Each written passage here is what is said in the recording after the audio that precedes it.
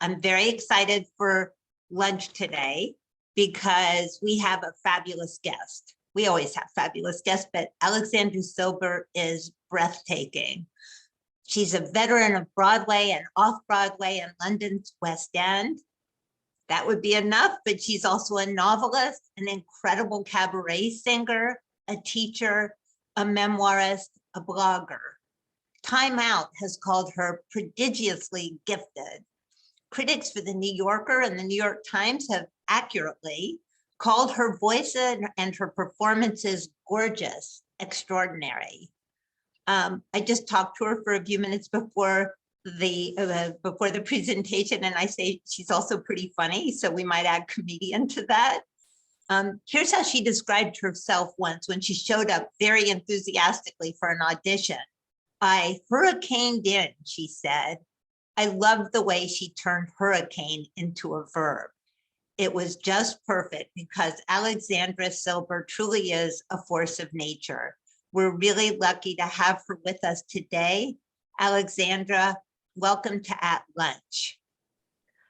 Oh, Julie, I'm so honored to be here. Thank you so much for having me. Very excited to have you. So we have a lot to talk about. So let's start at the present and work backwards, although you can go anywhere you want. But when we booked you, you were not yet in the Lucky Star, which you're now in previews, I think, for on Off-Broadway. Could you tell us a little bit about the play and what drew you to it? I can, and I say so with almost extra fervor because it's so relevant to the society here in terms of it really is this incredibly robust correspondence between a family from Krakow, Poland during the occupation in the late 30s into the 40s, and one of the members of the family that did manage to escape. The Lucky Star is currently in previews. We open on Thursday at 59 East 59th Street off-Broadway in the Manhattan. And ostensibly, it is a true story about the journalist Richard Hollander, his father, Joseph Hollander, and his father's family. In 1986, Richard's parents, Joseph and Beta, very tragically died in a car accident. And when he went to their home to clean it out and sort of begin the grieving process, Richard, the son, found this treasure trove of correspondence between Joseph, his father, and his father's family that had survived the Krakow ghetto. Over 200 letters completely preserved. He had them translated and donated to the Holocaust Museum. And he wrote a book called Every Day Lasts a Year. And you would think that that alone would be the story, right? This incredible discovery. But what really the story is about is, I think, the universal question of who do our ancestors belong to? And this yearning, I think we all have to really deeply connect with our parents and our family, but with the knowledge that propriety and trauma and sorrow and all of the things we don't want to take out and look at very often, which are, of course, in so many ways, the keys to getting to know people deeply, actually sometimes prevent us from connecting deeply. And this really is the story of Richard Hollander's son, Craig, who helps his father finally come to terms with, and I think heal that family trauma.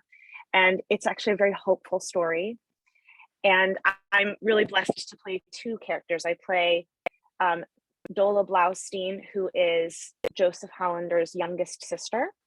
And I also play Vida Fishman, who is Joseph Hollander's wife in Act Two.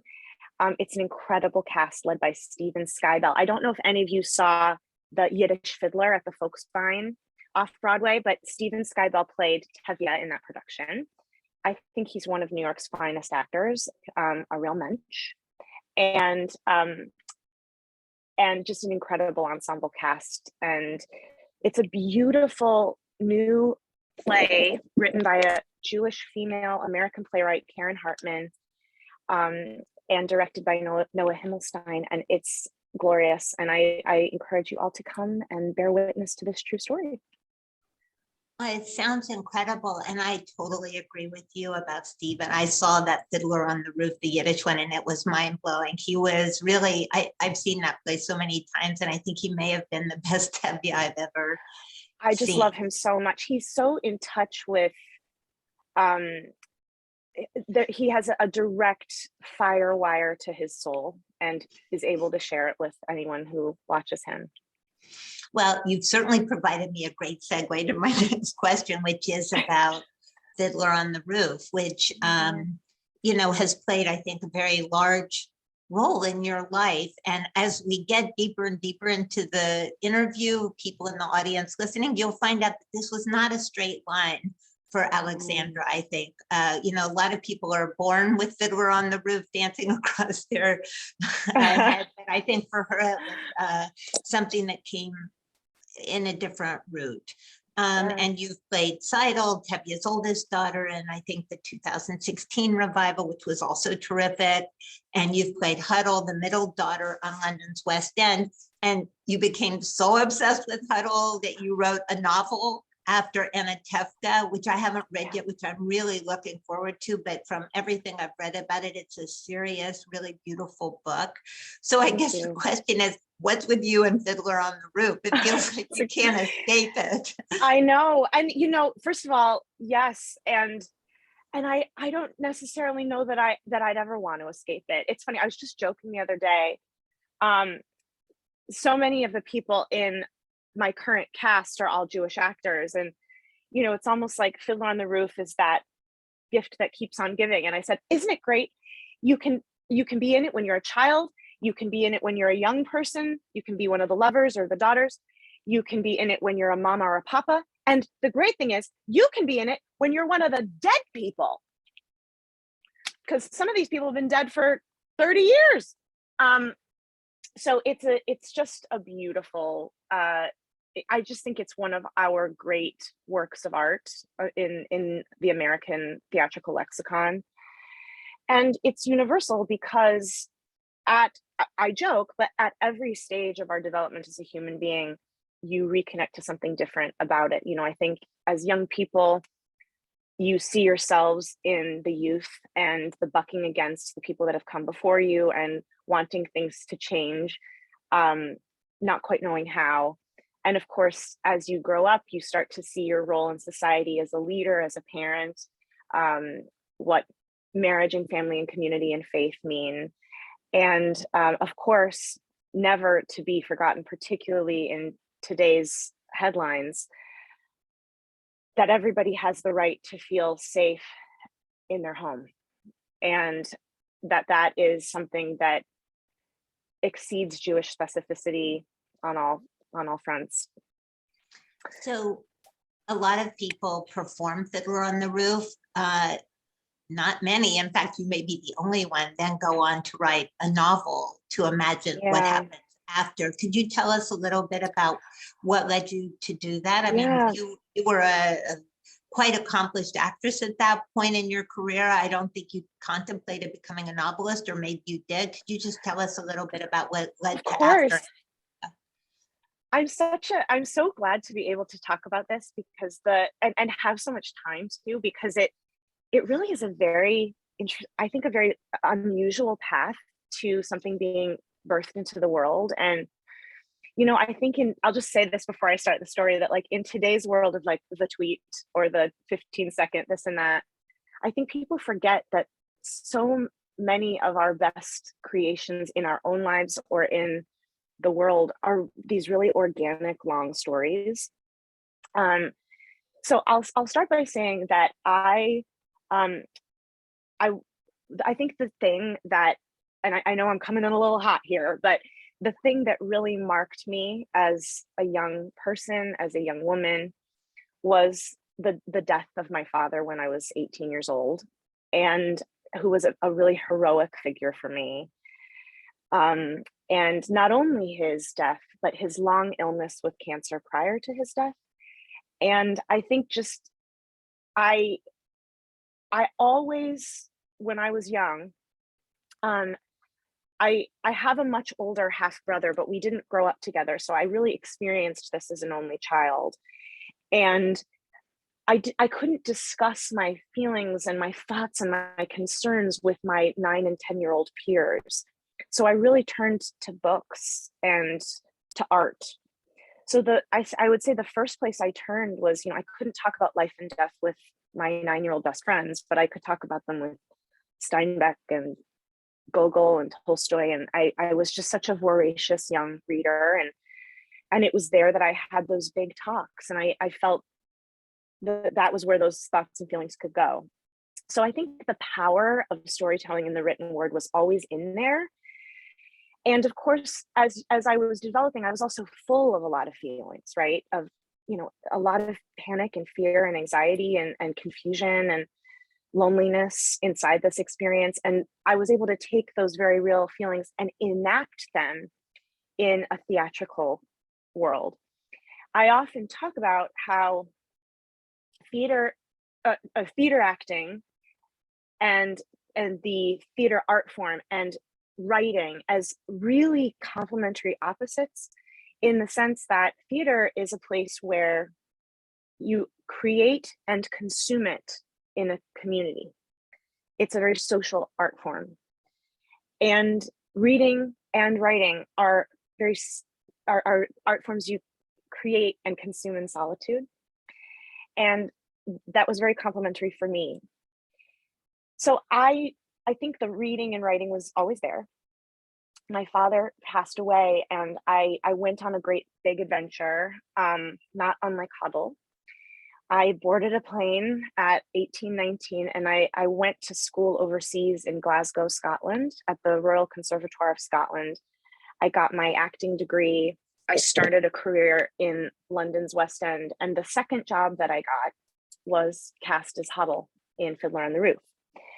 And I think at that moment in my life, right when we started rehearsing, it was the 5-year anniversary of my father passing away. And I think I kind of, I don't know how else to say this, but like it dawned on me that I had in some ways achieved, having arrived at my adulthood, I had become myself, right?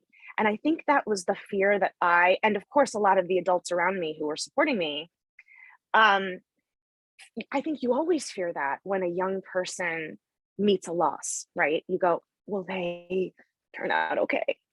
Will they make it? And I think for me, especially, so many incredible people had contributed to me becoming myself and invested in me and believed in me. I didn't want to let any of them down. And, there I was playing this beautiful role in London, kind of going, I did it. I turned out okay. I achieved these dreams.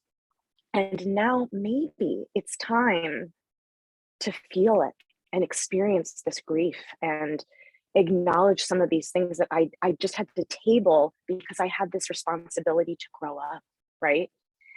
And there I was in that very famous, I think it's one of the best scenes in musical theater, the train platform scene from Fiddler on the Roof, where Huddle sings about going to be with Perchik, and she sings that beautiful aria, Far from the Home I Love.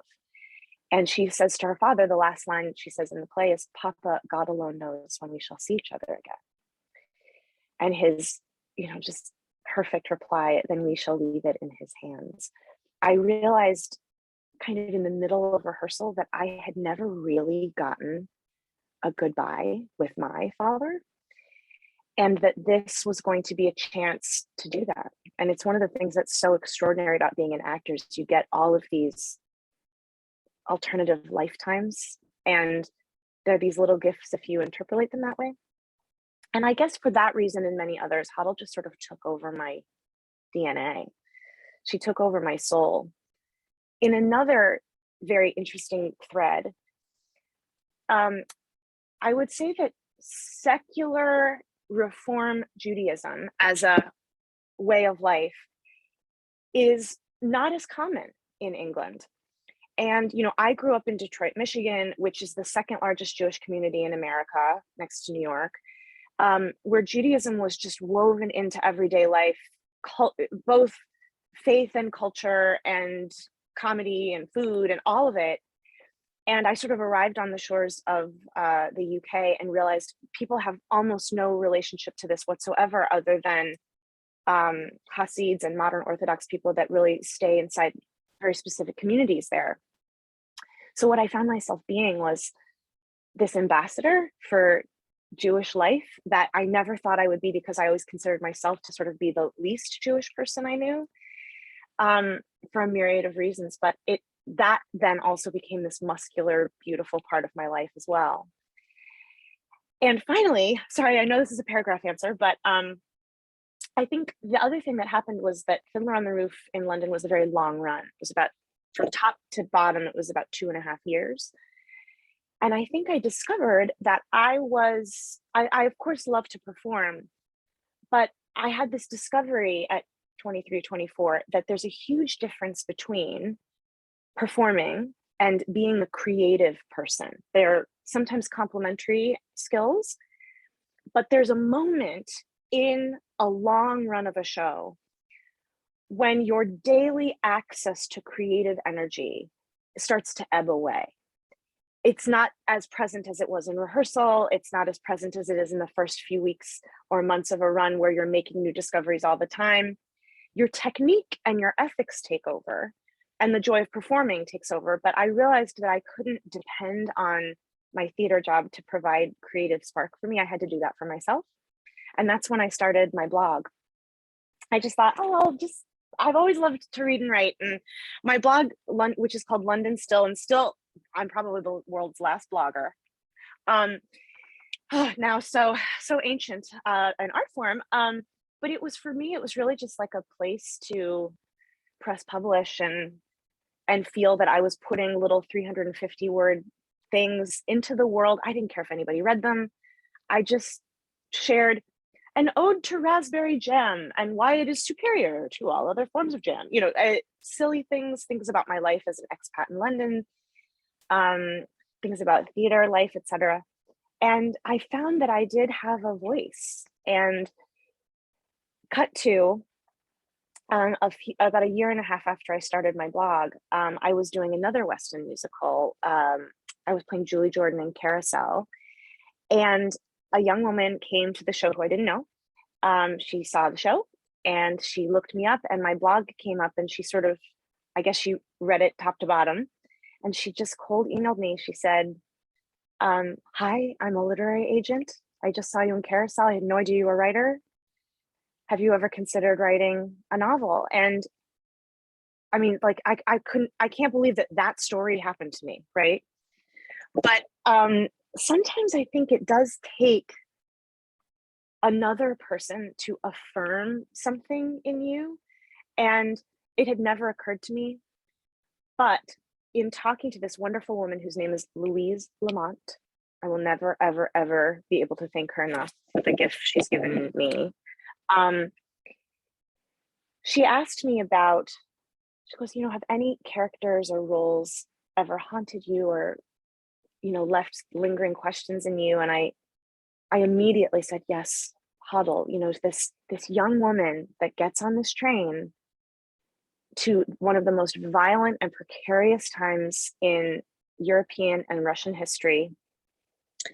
And we just don't know what happens to this woman, and how brave and valiant and all of these things of her. And the more I started looking up about what did happen to these women, the more my imagination took off, the more my heart surged with empathy and pride in this person that felt like a friend. And all I can say is I started modestly, just chipping away at a story. And after Anatevka was written between scenes and in dressing rooms around the planet, and before I knew it, it was a manuscript. And it demanded, Huddle took over. And it's like the Huddle that's out there in the ether that belongs to all of us, which I really believe to be true about characters. I feel like, Hamlet belongs to us, and Antigone belongs to us, and Huddle belongs to us. That I felt like she tapped me on the shoulder and said, do you have a pen? And I need you to finish my story. And I was just honored to serve her.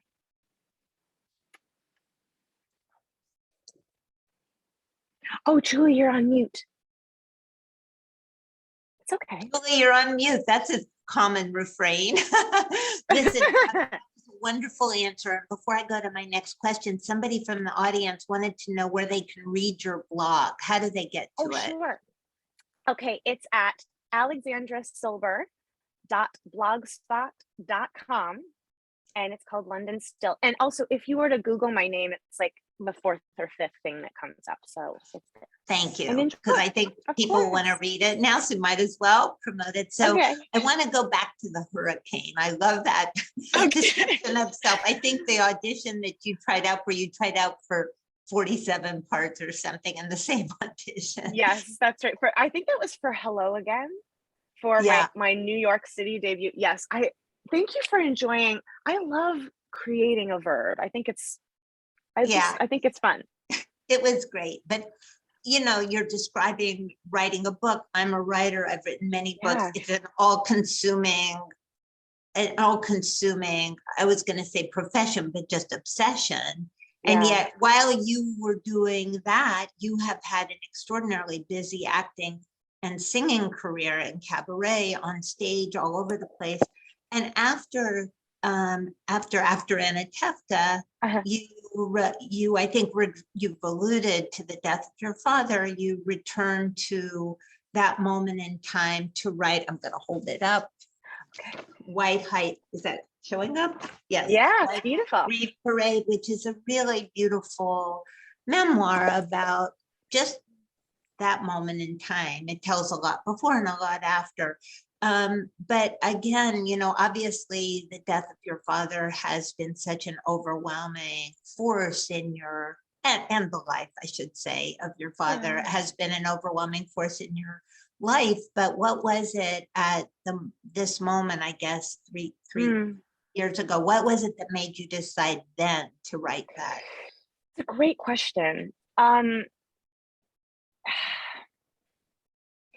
So it's so nice to be able to talk to another writer about it too, because, you know, you use the word obsession, and I guess I would sort of call it a calling as well. Like, do you know what I mean when I say that a character or a story is like, hello, like, do you have a pen? You know, like there's that sometimes it's almost not about you, right? You're just this vessel. So the story of White Hot Grief Parade is interesting and significant also to my acting life. My Broadway debut was so I had this life in London and it was wonderful. And I now continue to go back and forth a lot and it's great, but I now permanently live here and sort of have lived in America since 2010. And in 2011, I hurricaned across New York City auditioning for this, that, and the other. And one of the things that I was so lucky to be able to get and do was the 2011 revival of Terrence McNally, may he rest in peace, Terrence McNally's masterclass opposite Tyne Daly as Maria Callas. And I think one of the things that people don't talk about with grief and loss, and I don't know your history, Julie, but tell me if this resonates with you in any way.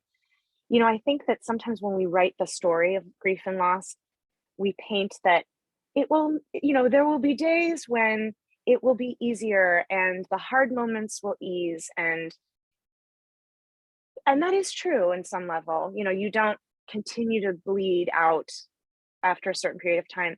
But what I have found, and I find to still be true, in fact, is that it's actually the more joyous moments where you think to yourself, I'm so overwhelmed with joy.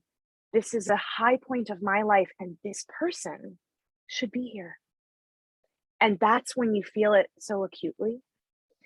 And so I think my Broadway debut, despite the fact that I'd done these incredible things in London, you know, if you're an American theater kid, Broadway is like going to the Olympics. You know, it's something that people dream about, but it's not something everybody gets to do.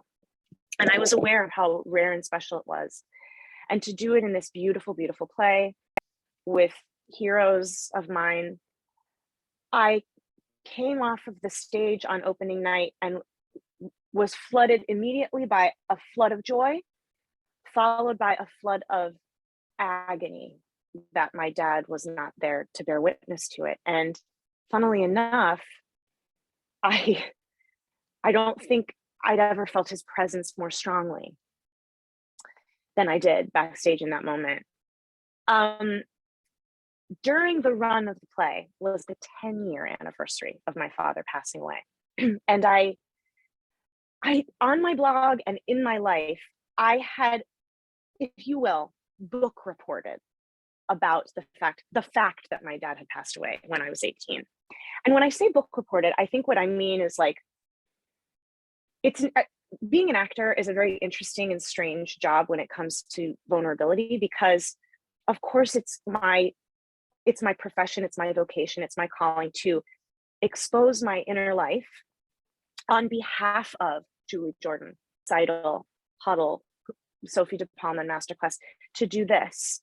And I'm the only clay I have to do that. But there's a huge difference between utilizing your soul and your emotional play on behalf of a character, because that's something that's happening in service of, and opening my own chest cavity on behalf of myself and my own story and my own pain. And I think oftentimes people mistake that telling somebody something hard that happened is very different than sitting with them in the presence of them experiencing it again. And I just thought, you know what? I think one of the reasons why I felt so isolated the last 10 years is because nobody ever really talked about what it felt like, how they stood back up. They talk so much about laying there in the terrible. And then it's like, cut to end of the movie, the person is walking again, yay, music. I was interested in telling people about what it meant to stand back up. And because I needed that, I wanted to write a post on my blog about that I needed to read and could have used. And so I wrote a post called 10 Years, and where I really just unzipped my chest cavity and I said what I'd been through and hoped people would go, that's me as well. And this post truly went viral before that was a thing. I woke up the next morning and I was used to pretty decent traffic on the blog. I didn't even really pay attention to it, but dependable traffic on this blog. And I woke up to sort of like an alert that was like, you may have been hacked, like something's wrong. Because this post, by the time I woke up the next morning, had reached 500,000 people. And to me, that's less to me about my writing and more about the fact that we don't talk about grief very often. And when we do, we don't talk about it very well. And my agent, Louise, picked up the phone and called me, and she said, I think this is an indicator that more people need this, that people need this story. They need your take on this story. And what a beautiful father and story you have to share. And I think one of the things that so I began writing it right then. But why did I wait till 2018 to publish it? I think one of the things that became very important, and again, I wonder if you connect with this as a writer, is it was very important to me that I shared a fully processed experience before I shared it with the world, right? I never wanted to be, and I mean, don't get me wrong, I have been, like there in Sarasota, and you've unlocked huge emotions in people, and they're like, this just happened to me, and blah, blah, blah. I didn't want to be so, so unprocessed that I had to close off utterly and be like, did you say it's to Linda? Or meet them there in that grieving place in the book signing line, because I wasn't done with it myself. I wanted to have arrived somewhere. And so many of the things that I initially wrote about in the first draft of the manuscript, I think needed more time to settle in. And one of the more significant, very tied into everything, I think very significantly, one of the things that happened in between the first attempt at writing it and the publication was playing title in Fiddler on the Roof. I think I'd had in my mind, having had that experience of, it's the joyful moments where you feel like your heart's going to be ripped out of your body. I'd had a myth in my head that no matter how successful I ever became, no matter what I ever did, no matter how much money I made, I couldn't buy, beg, borrow, or steal my father giving me away on my wedding day.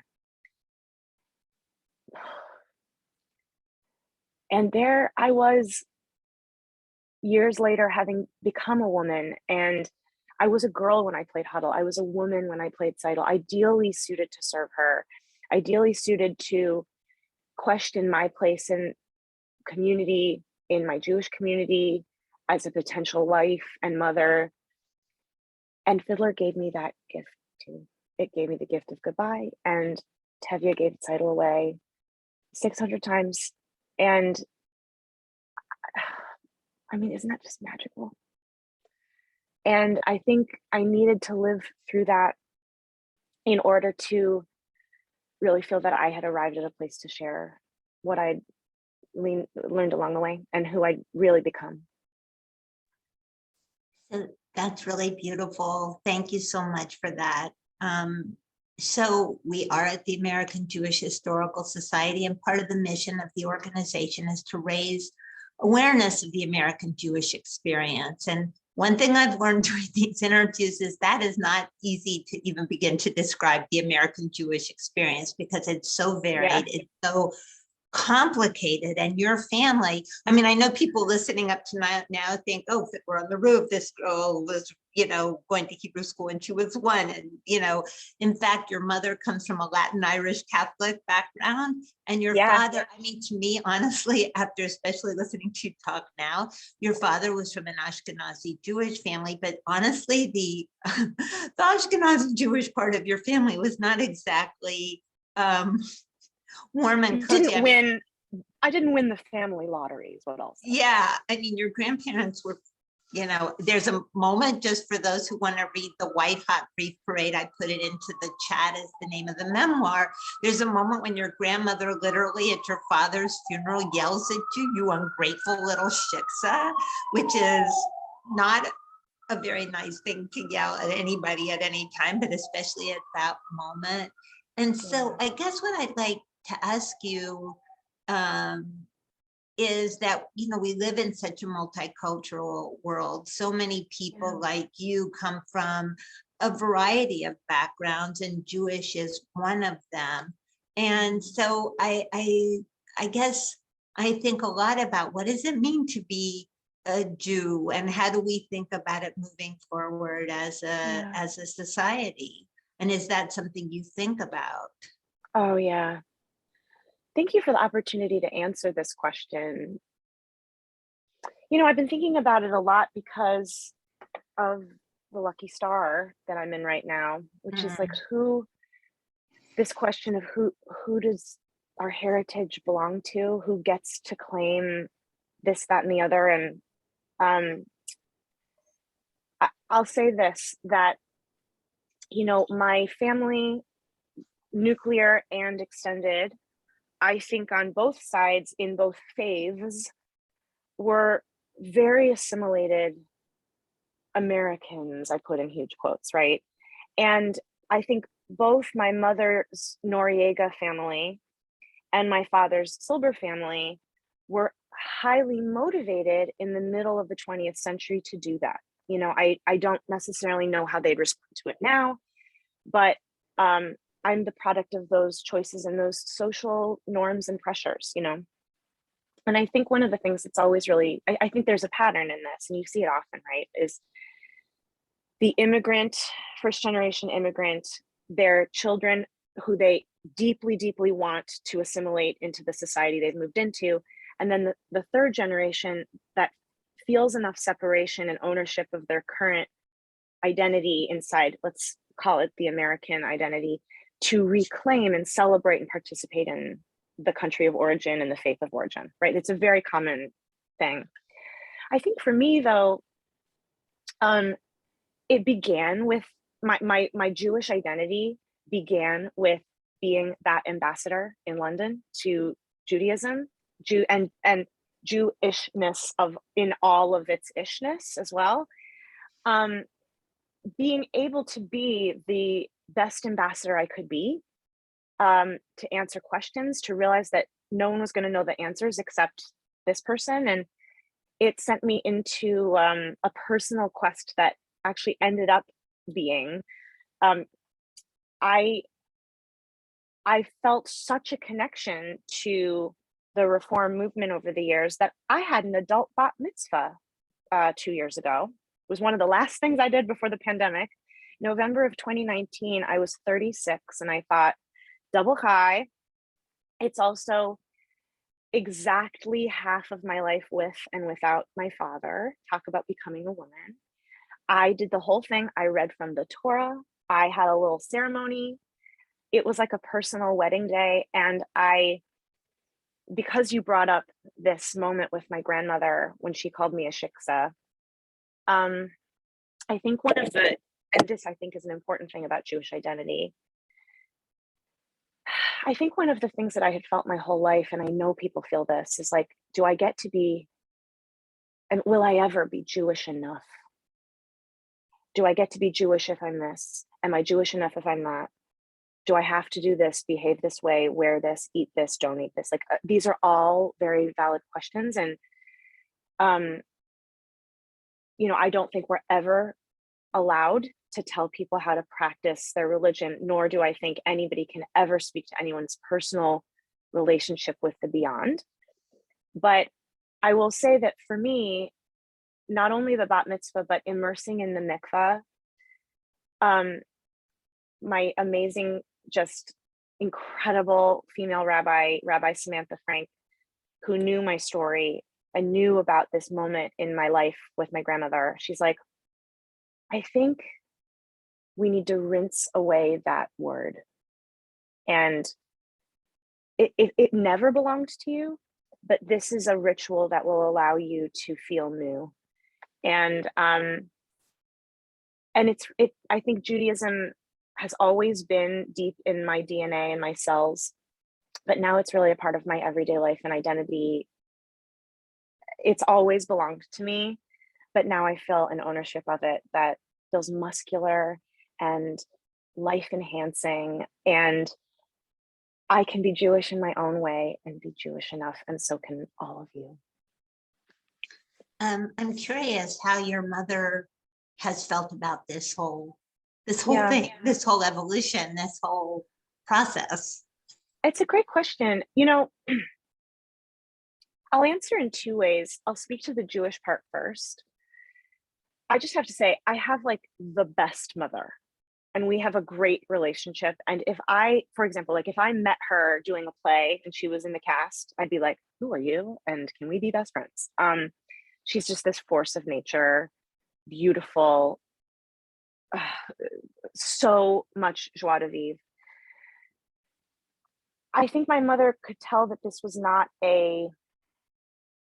it wasn't a conversion, right? It was a return to something that felt primal to me. I don't think my mother has ever personally felt autonomy over Catholicism. She was, again, very secular. I think she even got kicked out of Catholic school for asking too many questions.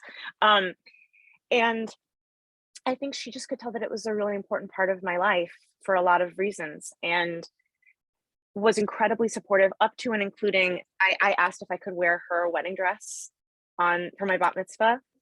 And my mother was married by a rabbi to my dad. It's always been something that she wanted for me. And then I'll go back to one story that I think also illustrates the kind of person my mother is, in a really just articulate nugget. I was in Albany a few years ago doing a book talk about White Hot Grief Parade. And Albany, just to say, for those of you who don't know, great town. And I remember there was a woman in the front row who raised her hand, and I said, are there any questions? And she was clearly very emotional. And, that wasn't unusual at White Hot Grief Parade talks, but just seemed really raw and open, live wire. And she said, I'm curious to know how your mother felt when you abandoned her to go to college. And I was at that point like good enough at book talks to be like, I don't love that question. I'm going to take a couple more and I welcome you to rephrase it. Because oftentimes we as human beings project things that we're feeling. And maybe this woman was going through something where she was feeling abandoned by her children or her friends, or I don't know, right? But I think not only could it be interpreted that I left my mother in Michigan, where I grew up, to go to Scotland, but maybe also abandoned her faith and identity. I'll tell you this, I responded this way. I said, let me tell you a story about my mom. Just before I went to Scotland, we had like a goodbye party. And one of our neighbors came up to my mother and, with their daughter clutching her and was like, we could never let little Michelle go. We love her too much.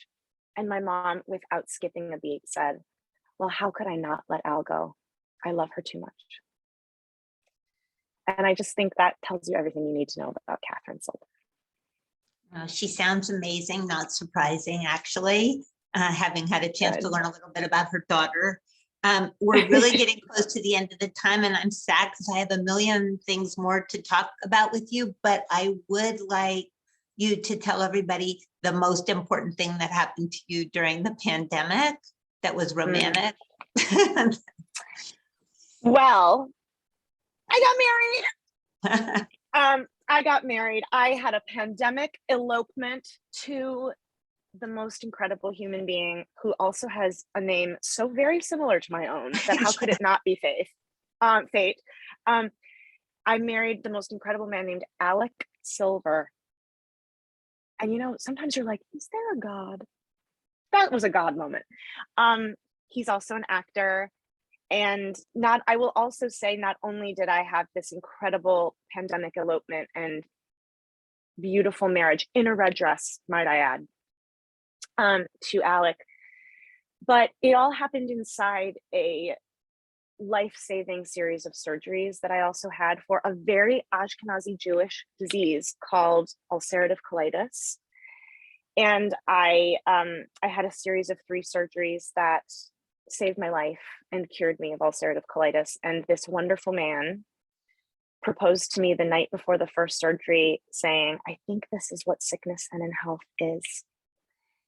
And between surgery 1 and 2, we ran to Central Park in the snowstorm and we got married. And he has taught me so many things, but the absolute meaning of the word devotion as a verb and love as a verb.